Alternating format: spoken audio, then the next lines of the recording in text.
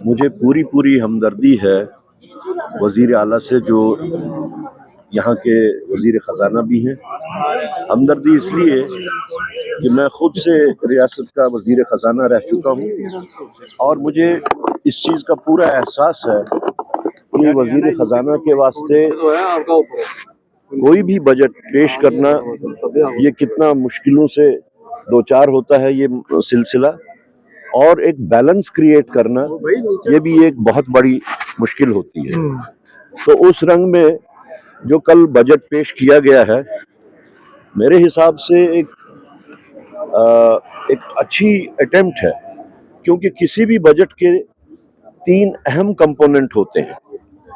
एक हो गया इनिशिएटिव या एफर्ट्स, दूसरा कंपोनेंट इसका एक्सपेक्टेशंस होता है, और तीसरा कंपोनेंट इसका इम्प्लीमेंटेशन या एग्जीक्यूशन का है। जहां तक पहले कंपोनेंट का ताल्लुक है इनिशिएटिव या एफर्ट्स का, तो उसमें काफ़ी इनिशिएटिव्स वज़ीर आला साहब ने जो इनिशिएटिव्स लिए हैं वो काबिल सताइश हैं, और साथ साथ उसके जो दूसरा पहलू है एक्सपेक्टेशंस, हर बजट से हर सरकार में लोगों को एक्सपेक्टेशंस होती हैं जो कभी पूरी एक ही बजट में नहीं होती हैं।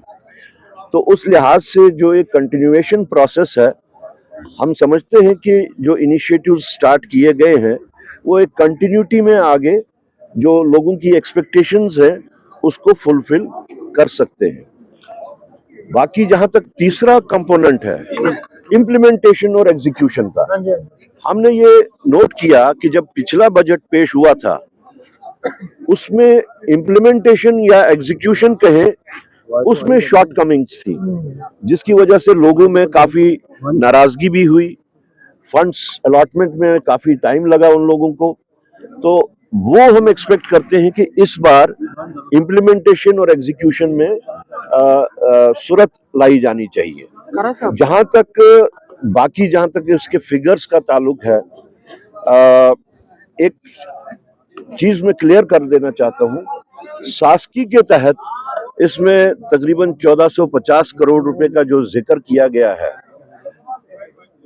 मेरी जहां तक नॉलेज का ताल्लुक है, शासकी कोई ग्रांट इन एड नहीं होता। 1450 करोड़ रुपए 3 दफा सरकार को मिल चुके हैं, एक दफा शॉर्टफॉल के वास्ते, एक दफा डिजास्टर मैनेजमेंट के वास्ते, और तीसरा कंपोनेंट भी है उसमें। तो ये 50 साल के वास्ते एक लोन होता है, इंटरेस्ट फ्री लोन।